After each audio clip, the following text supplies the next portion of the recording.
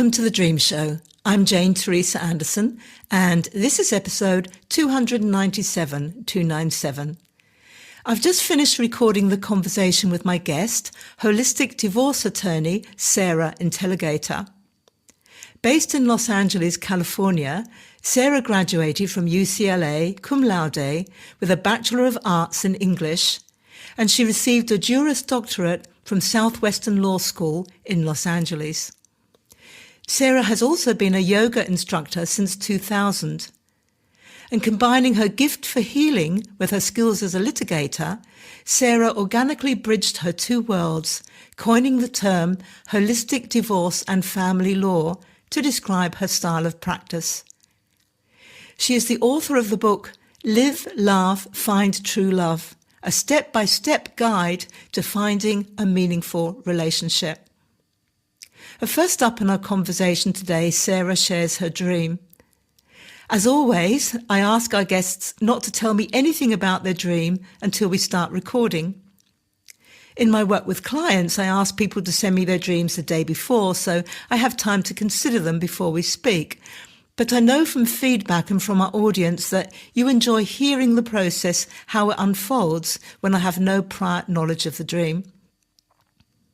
After our chat, we talk about the nuts and bolts of how to find a meaningful relationship, what to look for, where people can go wrong. And we also look at the role that yoga played in the way that Sarah runs her practice, and lots of other topics, including the role of laughter in life. We go deep, we go wide.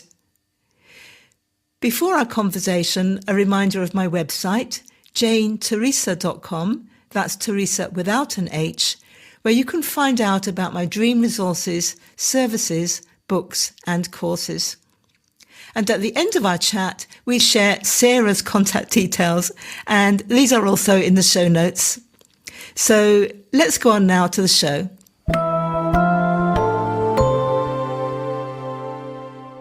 Welcome to the Dream Show, Sarah. I think you're in Los Angeles. I am. And that means that it's my early morning, but your late evening. So you've had a day. Yes. How's your day been? I've had a day. My day's been great. It's just been work and taking care of my children and, the usual Tuesday. So pretty full on, in other words. Yes. Yeah. Yes. Well, as you know, the Dream Show always starts before we delve into what your work is and what you do and what you'd like to introduce to our people. Always starts with a dream. So as usual, I have no idea what dream any guest brings. Would you like to tell me your dream? Yes. So I am remarried now, but when I was much younger, I went through a divorce, and I think it was maybe right after I made the decision to end my marriage. And my great-grandmother, after whom I'm named, and I never met her. She was my mom's favorite person in the world, but I never met her because she passed away before I was born.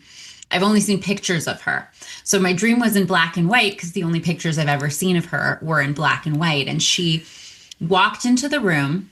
It was very mechanical. She walked straight, then took a very sharp 90-degree turn. And all that was in this room was a couch, and I was sitting on the couch, and she sat down on the couch next to me, and she looked directly at me, again, very mechanically, turned her head toward me and said, "You're exactly where you need to be." And then she stood up and just as mechanically left and opened the door and walked out the door. I couldn't sleep all night that night, I remember, but I remember very vividly, not only that this dream stayed with me, but that was the 5 minutes of this dream. I was in a deep sleep. That was probably the only sleep I'd gotten that night. And I remember waking up very intensely from that dream, what, and it stuck with me. And I felt like it was maybe some sort of message. What a wonderful evocative dream. Yeah. And, I always find it interesting that some dreams, when you describe them, sometimes it's almost like you can't really describe how it really felt. And I get that sense from yours, it is a beautiful dream, and the emotion and the feeling it gave you is something quite intense that's difficult to explain. How did having that dream affect your next day or your next few days? I mean, I think it affected many, many years and experiences and informed many experiences because it was so vivid. And it was almost like I felt like I was meant to wake up in that moment because I was meant to remember it. There was some message, whether it was my subconscious telling me this or, or a message from the beyond. I don't know. But I felt like it was something that I needed to remember. And so, obviously there were a lot of low points after I ended up my marriage and I was dating and things like that. And so it kind of stayed with me, and that message kept replaying in my mind. Whenever I felt like I was at a low point, I would just kind of come back to that. And, ultimately, and at the end of the day, if I look back, I was exactly where I needed to be. And I needed to have that learning experience, and I needed to have that pain to get to where I am today. And in many ways, it's informed what I do for a living and how I do it and how I practice. So I think, it was exactly where I needed to be. That's absolutely beautiful. So what did you know about your great-grandmother before you had the dream? Obviously, there was a photo and it was black and white, and you knew that you were named after her, and you knew that your mum loved her, and it's kind of like a wonderful female figure. What else did you know about her life? I mean, where would that message have fitted for her about you being exactly where you need to be? Would that have been something she would have wanted to have heard or learned? I don't know, because I never met her, but I imagine based on what my mom tells me about her, she was a very strong woman. She was in communist Russia, and actually back in communist Russia, people went to jail quite frequently. Like that was just a thing that they did for not being strict communists or for defying, the communist rule. Like even if you tried to work for a living and make some extra money, like that was punishable by jail time. So I think she was a very powerful woman. And so she did end up, going to jail at least one time. I know that she herself had been divorced, but I don't know the circumstances around that. So I think my mom had always, she always said, oh, I know she's watching over me and she's watching over you kind of thing. So maybe in many ways, that was the vehicle for delivering the message, my subconscious's vehicle, because I know that she was sort of a symbol of somebody watching over me throughout my life. Yeah, so much of that makes sense. The symbol of watching over you, the sense of someone that has indeed been through hard times, but also the sense of someone that's been through hard times because she stood up for herself. And she said, even though prison was there as a possible probability, she still got on and did what she needed to do anyway. And also, as you say, the similarity that she had also been through a divorce and your name. There's so much to draw on there. I'm interested in that kind of mechanical move that she had in the dream. Built on what you're saying, that she was actually quite powerful and kind of knew what she was doing, would that kind of mechanical way of walking fit with that? Like, this is what you do, this is how you do it? Or was that not the feeling? I don't know. I mean, I'm not sure where that came from. She didn't look like she was a mechanical woman, or, that's not the stories that I had heard about her.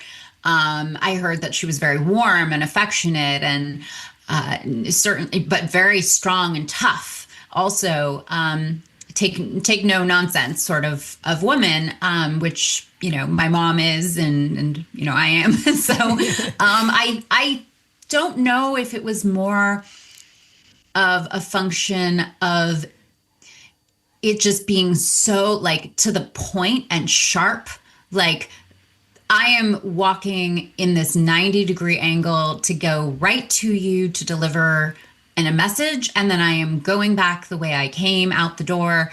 And it was almost, I don't know, maybe it was something that was meant to be so strange to catch my attention, or I'm not sure really where that came in.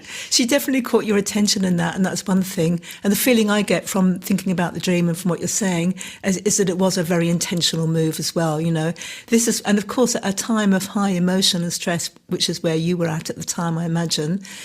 Sometimes you need that message of, look, we're just going to stand up, we're going to cut through this and just take a 90-degree turn, and this is what you do, and feel your emotions. But when you're taking important steps in your life, just lay those emotions to one side, because know that that this is going to be for your future learning. So there was that kind of perhaps a message of when you really need to draw on this energy, just stand up straight, do it, do what you've got to do, be surgical almost in a way with some of the things that you do, that kind of feeling.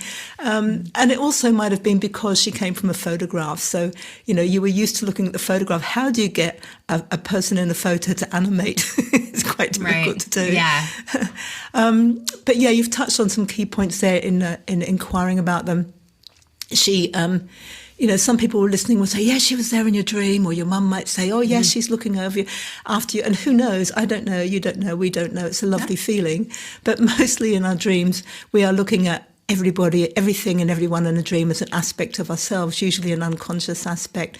So probably from the moment you learned that you were named after her, there would have been an affinity. You might have tucked away within your conscious or unconscious mind the symbol of a really loving kind of extra mother that you're supposed to take after, to build your life on. And so it's kind of at a time of stress and high emotion when you were getting divorced, going through what you were going through, your dreaming mind might have drawn on that figure. You were named after someone. You have this built into your blood and your bones. Bring up this part of yourself and follow her lead, and that mixed, I think, with the feeling of a dream drawing on a generations back is kind of like almost a dream drawing on the way forward. That there is a plan to your life. You had this great grandmother, this mother, this is me. That's a plan, and in the other direction, there's a plan. You're going to do this. You're going to do that. You're going to do that, and there's a structure in this. You're going through this because it's where you're meant to be. There's that kind of overview. So I imagine your unconscious mind delivered a really brilliant part of yourself as a really supportive symbol at the time, not only for the time what you were going through at the time, but as you say, it actually influenced your life and how you organise your business and everything. Yeah. So what a fabulous dream. Yeah, I thought it was. So you talk about how it influenced your business, and I really want to hear about that, so I'm sure that our listeners do. But I also know, as I said in the introduction, that you also have a yoga background, and that you said that your yoga background influenced not only how you work as a divorce attorney, but also gave you the name, or the title came up for you as a holistic divorce attorney. So I'm wondering if between the dream and the yoga, if you could give us all a feeling for how this affected and directed the way that you work, because I know you don't work in a mechanical, straightforward 90-degree turn kind of way at all. No, I don't. It's sinuous, actually. Good. Quite the opposite. Okay, so I started practicing yoga when I was 14 years old. And when I was 17, I decided I wanted to become a yoga teacher. I started yoga teacher training. I started, I think I taught my first class like a couple weeks before I turned 18, and then started really teaching when I was 18. And I continued to teach for the next 19 years after that. And it carried me through college. It carried me through law school. It carried me after law school, up until I gave birth to my first son, my oldest son. So yeah, yoga has always been really a huge part of my life. Clearly, I started when I was 14, and it really ultimately went on to inform the way that I practice law. So I worked for a firm for the first 5 years of my practice when I started practicing family law.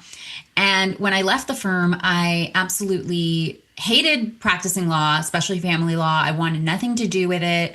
I basically left thinking, okay, I'm going to need to figure out what I want to essentially be when I grow up. But in the interim, I need to take on some clients so that I can pay my bills. And I'm just going to, while I'm figuring out what I want to do, I'm going to continue to just practice, with a few clients on the side.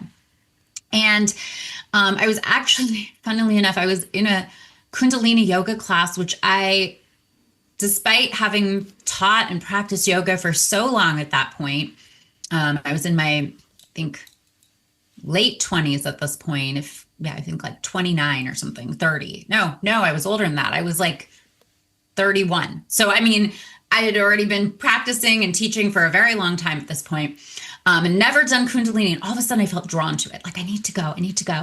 And I was in a Kundalini class, and it was in a very like deep meditation. And I just had this image in my head of like almost like a rainbow between me as a yoga teacher and then me as an attorney. And I was like, that's it. Ding, ding, ding. Like, I already am a yoga teacher. I guide people through difficult experiences. I have the tools to guide them through difficult experiences. That's what I do as an attorney. And that is also very much, I'm very nurturing in the way that I practice family law. So that's where it came to me, how it came to me. I coined the term holistic divorce and family law, really to separate myself apart from the other family law attorneys, which is that the way that I practice is I'm looking at the whole. That's what I mean by holistic. I'm not just, obviously I have my ethical obligations to my clients. I have to diligently and zealously represent them, all that good stuff. But it's so much more to me. I'm looking at the human experience that is so inextricably linked to the divorce process or to family law in general. We're dealing with people's entire life savings, all their finances. We're dealing with people's children. People don't know where they're going to live. They don't know how they're going to survive. They don't know how they're going to feed their families. And to me, there's something really, really vulnerable about that. And people are placing their trust in me. I'm a complete stranger to them. And so I have tremendous respect for that. And I want to ultimately take them to a better place when they leave my office than they were when they first walked in. And if that's just supporting them by reminding them that they will get through it, by sharing stories of other clients who were in their positions who ultimately got through it and ended up so much better. I've had clients break down in court, like full-blown meltdown. The judge said, take a recess. I walked outside with them and I walked them through breathing exercises because I have the ability to do that. And then they walked back in. They said, just focus on this, count your breath. Don't listen to anything else going on. Just count your inhales, your exhales, pause. I walk them through a meditation. So that to me is also very much informed by what I went through with my own divorce, watching people for the past, close to 20 years that I've been practicing go through their own divorces. And I watch how horrible it is and how much it affects, how emotional it is. And so, reminding people, even like my dream said, that you're exactly where you need to be. And this is part of your journey and this is part of your personal growth. And, no one sees it that way in the moment, but I remind them that they will look back on it and they will be happier and in a better place. That's so beautiful, Sarah. And at one point you said, I'm just supporting them. And I would take the word just out and say, that's probably, given that you also give them a great legal outcome, that's probably the most important thing that you're doing at such an incredibly difficult time in people's lives when it's hard to think straight, let alone feel straight. That's a really beautiful gift that you've given there. Kundalini yoga is strange, isn't it? I mean, I've done that as well as traditional yoga, and I say strange in that I have enjoyed it and experienced transformations through it. But when you look at a Kundalini class, I just want to describe it a little bit for people listening in. For people listening in that aren't familiar with yoga. Kundalini yoga doesn't look like yoga, really, does it? It looks like you go through little practices which are very repetitive, and they can look as simple as sitting down with your arms in the air, doing repetitive finger movements. And that's kind of a pretty accurate description of it, isn't it? Yeah, it's the breathing that, and I asked some different Kundalini instructors actually, because I didn't do it for a very long time, but I feel like I did it for maybe several months. And then I stopped and then I went back to it, but it wasn't something that stuck really for me. But I remember asking all of these teachers, like I've had this experience in many classes where you're doing like a fire breathing, where you're like exhaling very sharply and repeatedly for a very long time. And it kind of like almost like took me out of my body in some really weird way.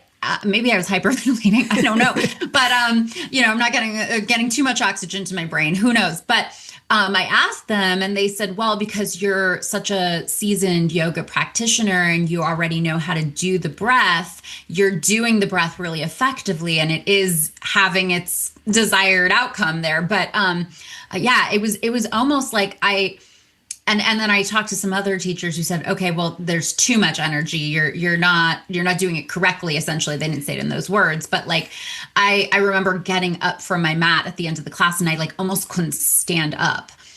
So they said I didn't I like overgrounded. I didn't like have the energy. I forgot exactly what it was, but I had some really weird experiences with it because I got so deep into the practice that it was almost like, it was almost too much for me.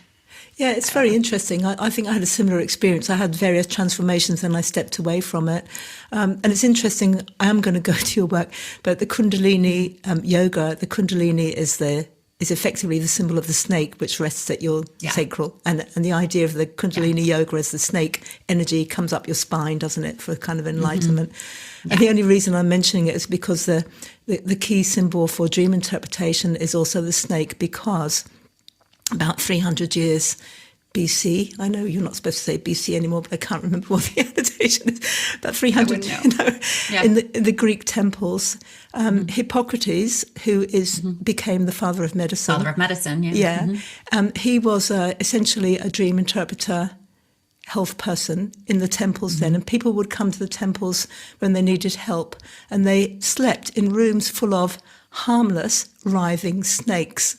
How anyone could sleep in a room of snakes, even though they're, moving around, even though they're harmless, I don't know. But the idea was that in the morning you would tell your dream to the various dream interpreters, including Hippocrates, and they would give you your cure.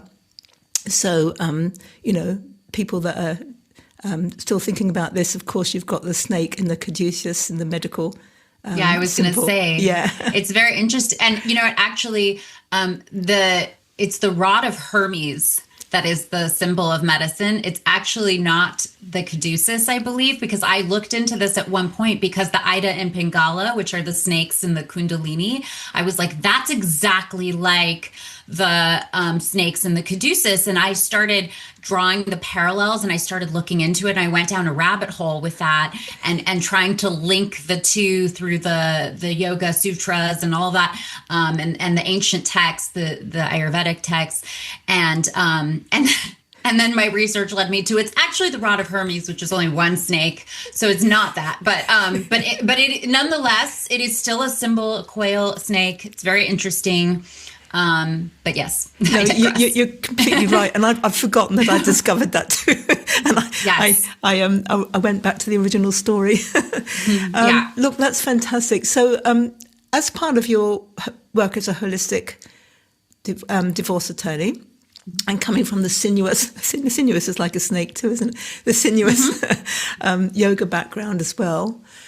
You came to a point in your life where you looked at everybody coming through and thought, oh, how come it's got this far? Because I can clearly see that if you had been in this relationship differently or chosen someone else, we would not be at this point. Now, was that the point at which you decided to write the book, which we're about to talk about, or did the idea of writing, what was the genesis of where did the idea of the book come up? Yeah, so it was all kind of part and parcel of that. It was my own divorce. I didn't want people to have to go through that really painful experience. It was watching people go through divorce. And I kind of developed this amazing talent over the years of practicing family law, which is I can look at a relationship and I can tell you whether it's going to work out or not, and why it's not going to work out or why it will work out. And I can just tell you exactly, like, it's almost like I have a crystal ball and I can look into the future of the relationship and I'm almost always right. And I can tell you where it's going to go. So I kind of wrote this book. I was like, there's so many relationship books out there and they're kind of teaching people what to do, and they're all written by therapists. That's great. That's wonderful. Any help you can get. I'm not knocking that. But I was like, I see relationships fail, and I know why they fail, because there are patterns. I identified 6 patterns in every relationship that fails, including my own. And I was like, these patterns are in every relationship. I need to tell people about these patterns so that when they're on their dating journeys, or they're getting out of a marriage and they're trying to look backwards and reflect and then trying to figure out what to do differently next time, or they're in a relationship and trying to decide whether to move forward with it, whether it's, the relationship ultimately or not. I need to tell them where things go wrong to make sure that they don't repeat those patterns and that they do these certain things to ensure that they enter into hopefully a meaningful relationship. So it was like really the impetus was, I don't want people to go through a divorce, and I know that's bad for business, and I'm okay with little self-sabotage for the greater good. Yeah, that's great. I almost feel your great grandmother energy there. It's like, this cut and dry, I'm going to do this, going to go forward, take it the right turn, sit on the couch, put all this stuff out there purposefully, which is really lovely. She wouldn't have been able to put it out, or she might have had another jail term, but you're free to do that. Yeah, it's true. So you say six major areas that you noted. Would you like to sort of go into some of those or give us some insight? Sure. So I can sum them up. I call them the F words, like the fail factors. And there's 6 of them. There's fundamental values, fear, foundation, fairy tale, family, and fixing. And, obviously each of those has its own description. So we can talk about any of those if you want specifically. Well, probably we'll go to the most important one, but before we go there, because this is the dream show, I think we should start with the fairy tale. The fairy tale. Yeah. So everyone dreams, dream upon dream, of that relationships are a fairy tale, that they're like a rom-com or a Disney movie. And they have this very overly idealized notion of what relationships should be and what they should look like, to the point where they place so much importance on the proposal or the wedding day, even having children. Like, they are so preoccupied with the colors of the nursery and what the nursery is going to look like, that they're not really as concerned about who they're going to marry, it's like, if you're so concerned with getting to the wedding day, then your selection process will be informed by just choosing anybody who will marry you. But if you know what you want in a partner, then you're not concerned about getting to the wedding. You're concerned about picking the right life partner with whom you will ultimately, have a wedding of some sort. And it's so unimportant, the wedding day. I know that's an unpopular opinion, but it's like, every Disney movie, and they lived happily ever after. And they're like 20 years old. And it's like they live to be 80 or 90 or 100 or however old they live. Well, what happens between 20 and 80, what does that happily ever after look like? We never see the reality of that. And I think also social media doesn't help, because we are also looking at something that is really unrealistic. People are posting the most idealized versions of relationships and things that are dishonest in a way. Like I find personally that the people who post the most about their relationships on social media have the worst relationships, and they're trying to convince themselves and others that the relationship is great, because if the relationship is truly that wonderful, you don't really have to convince anyone else, and you don't have to convince yourself. And so you don't need to post about it, right? So I think that we place too much emphasis on this. And then when reality sets in and we live our day-to-day lives, we're very disappointed. We set ourselves up for disappointment, because it's not ideal. Like, life is not that. Life is not a rom-com. It's not a fairy tale. And in many ways, the fairy tale, most of the fairy tales you can think about definitely have something go wrong. And there's usually a dark side in the fairy tale. So in reality, the fairy tale that you might think when you're walking down the aisle for a wedding then maybe goes into the dark, shadowy sides of your traditional fairy tales with monsters and tasks and challenges. Which of those F words do you feel is the key one, the most important one, or the one that most people F or fail on? Yeah, so I think that none of the F words are listed in any particular order except for one, which is the most important, and that is fundamental values. And when I talk about fundamental values, I'm not talking about common interests. I'm not talking about superficial things. I'm talking about who you are, what you value, like what defines you as a person. And a lot of people, I think, don't know this going into a relationship. they don't take the time to really explore this and examine who they are and what they value. So, for instance, somebody might really, really value religion, like faith, right? They might be very religious, and they are not necessarily out there looking for a partner who is also equally spiritual in the same way they are, because they're going to want to raise, that person will want to raise his or her children a certain way if they have children, or they're going to want to lead their lives in a certain way or have certain morals or beliefs. And if the other person has dissonant beliefs, right? There's gonna be a problem. There's gonna be a clash. And it doesn't matter how great the conversation flows on the first date or second date. It doesn't matter how attracted to each other you are. It doesn't matter how much you both seem to love long walks on the beach or riding bikes together. None of that matters, because ultimately the thing that is most important, that is going to carry you throughout your life, isn't there. And this is where I see people get it wrong so much. And in the book, I not only have some exercises to help people define their own fundamental values, because you need to know what those are before you go into dating so you can date critically and analytically. But I also help people there are some exercises that kind of help you identify whether your date shares those fundamental values. And, and if not, I encourage people, like, no matter how attractive this person is, no matter how much fun you have, it's just not the right person. And people think, oh, I'm never going to meet anyone. I'm never going to meet anyone else. Oh, like this is horrible. But you know what? You will meet someone else. And even if you never do, it doesn't mean that you should spend your life with the wrong person for you, because you're not going to have a meaningful relationship. You're not going to have a fulfilling relationship, and you're going to be miserable. Spot on. And I love, once again, I wasn't looking for this, but once again, I could see your great-grandmother's energy there. You said critically and analytically, this is how we're going to look at this relationship. So you're bringing in those tools to help people at their most emotive stage, emotionally challenged state of mind, which is really good. I should just re-mention the name of the book before I ask you some more questions about it. It's Live, Laugh, Find True Love. And it's a step-by-step guide to finding a meaningful relationship.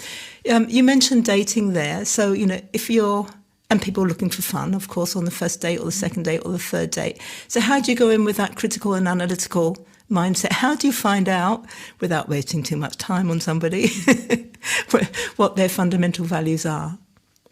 Yeah, I liken dating to a job interview. And that doesn't mean that you walk in with a clipboard with a list of questions and it's not like dry and devoid of flirtation. Like, yes, there should be flirtation. You should be establishing whether you and your date have chemistry. Those things are all important. And those things will inevitably be there. Like, you'll either have that chemistry or not. But once you identify your own fundamental values, so there's an exercise in the book where I have you list maybe 5 fundamental values. And then under each fundamental value, I have you list several questions that you could potentially ask a date that will be geared toward getting the answer whether your date shares that fundamental value. Now, it doesn't mean you go in and exhaustively ask this list of questions. It means that now that you've written them out, you kind of have them in the back of your mind, and you can sprinkle them into the conversation when the moment is appropriate. You observe body language. This is, again, where it's you're there, you're having a good time, you're having conversation, but you're evaluating, you're assessing, you're conducting the job interview. Is this candidate right for the most important job? And, like, for example, my religion example, right? You are really a devout Catholic and you go to church every Sunday, and this is so important to you, and you can't be with a partner who doesn't share those beliefs, because this is so much a part of who you are. So, you might, I don't know, your date might say something about watching football on Sunday, and you can be like, ugh, boring me. I go to church on Sundays, and see how your date reacts. Like, you can make a self-deprecating joke about it. You can, it's casual, but that's a great opportunity for you to now ascertain a piece of information. And, we don't do that because we're ultimately afraid, like, if we say something, we might turn someone off, we might alienate someone. But this person's going to find out who you are. Like as we, get into a relationship and we get more comfortable, we let our guards down, we become more authentically who we are. So I say just be authentically who you are from the get-go. If they don't like that, they're not the right person for you. But they're going to get to know who you are much better and more quickly if you just are who you are. And if you don't think they're going to like who you are and you're afraid to be who you really are, then that's not the right person for you. Like if that kind of person is going to be like, ooh, I don't really like that she goes to church on Sundays. Well, then that is not the right person for you. No matter how attractive or wonderful or great the conversation is, it doesn't matter. Yeah, it's also a great big red flag, isn't it? If you notice yourself thinking, oh, they're not going to like me if I say this, or they're not going to like me if I'm myself. That should be an internal red flag. If I'm obviously not going to be able to be my authentic self with this person, so this is going nowhere. Yeah, well, that's also kind of an interesting point, because there's another F word, which is fixing, which is, it's sort of a two-parter. You don't want to fix your partner. Your partner's not a project. You're not supposed to fix them. But it's also about fixing yourself before you get into a relationship. If you are so insecure and have such little self-worth that you think somebody is not going to like you for who you are, that you have to pretend to be a better version of who you are, then you need to fix that. You need to work on that before you get into a relationship, because you need to have the self-esteem and the sense of self-worth to know that you deserve to be in the best relationship and to be with a loving partner, and be in a healthy relationship in a healthy way. So, it kind of goes to that other F word a little bit.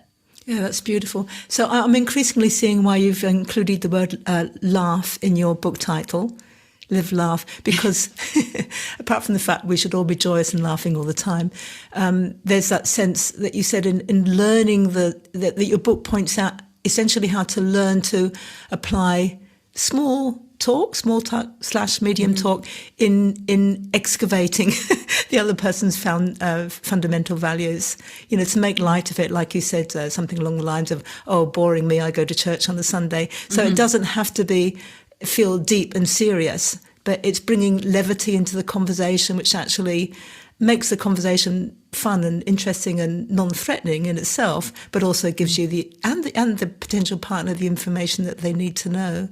Yeah. So I like that laughter. Yeah. Where else do you see laughter coming into your work, your book, your life? That's a good question. Well, I think my husband and I make each other laugh. I think my current husband, my second marriage, I think that's really important, that even on the most difficult day, we are just, even if it's just so horrible, we're laughing at the fact at how horrible it is, but that we have each other's support so much that we can do that.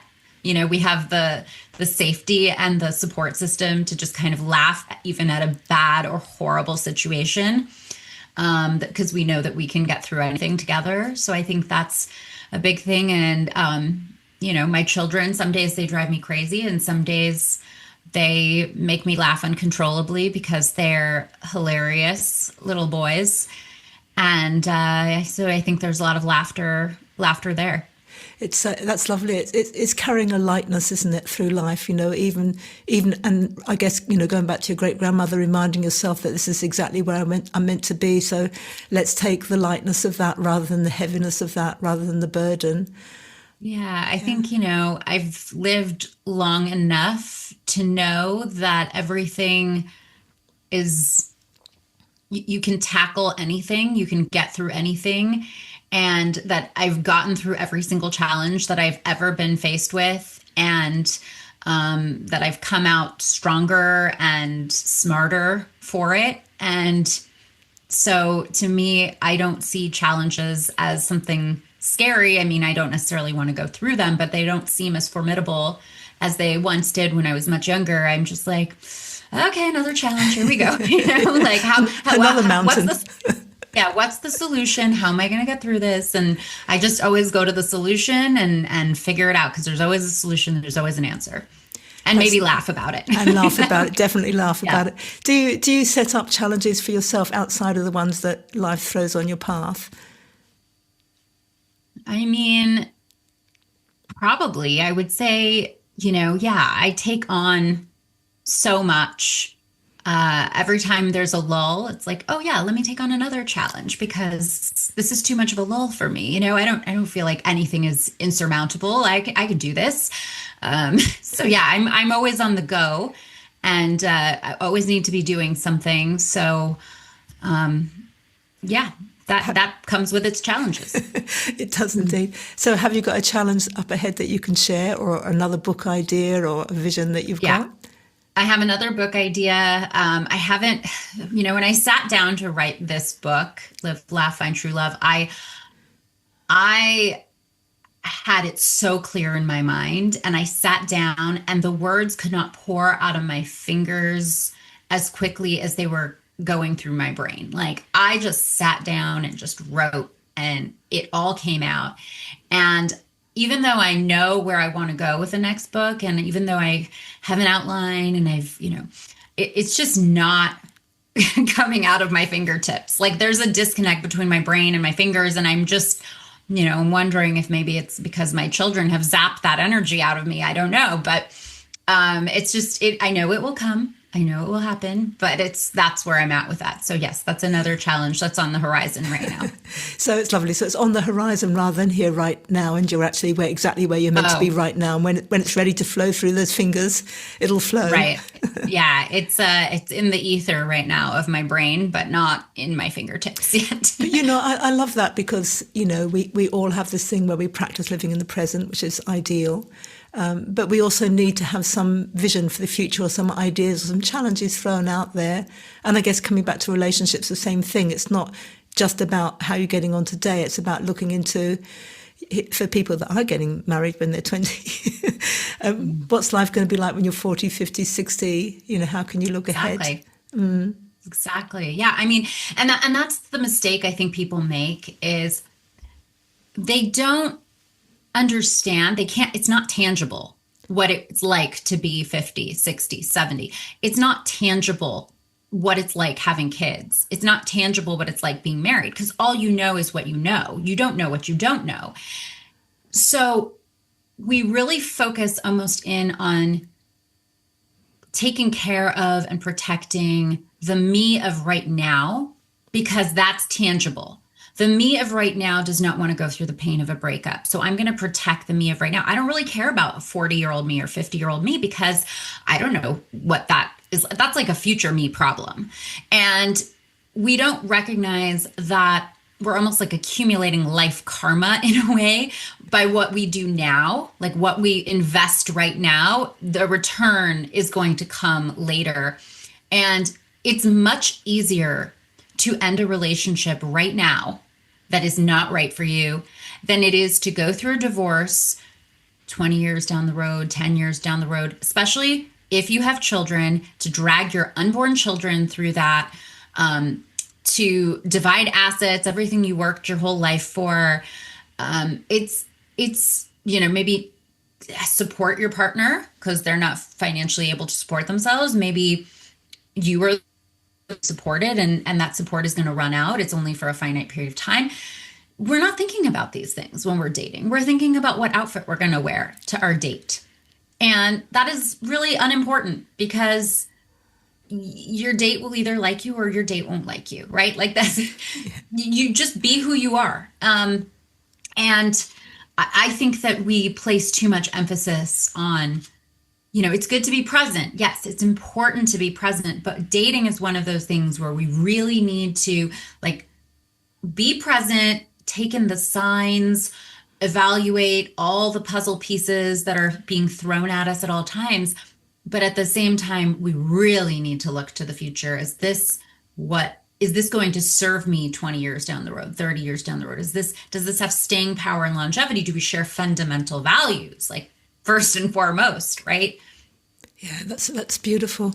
I'm going to remember to say at this point, how do people get hold of your book and how do they find you? Yeah. So my book is available on Amazon or anywhere books are sold. Live, Laugh, Find True Love. You can also find me on Instagram at sarah.a.intelligator.esq. or on my website, which is lafamilylawpractice.com. And there are links to purchase the book on there or to my social media on that website as well. That's excellent. And I'll put those links in the show notes as well. So in parting, obviously the most important thing for listeners to do is to go and buy your book and find out everything. Yes. If you're going to leave them with one thought today, when your grandmother left you with one thought that is your great-grandmother, which has reverberated for your entire life, but apart from her one, which is also good for everybody, you're exactly where you need to be right now. What parting thought would you like to give our listeners? I think everybody should know their worth and demand and expect the best for themselves. Don't sell yourself short. Don't settle because you think you're not good enough.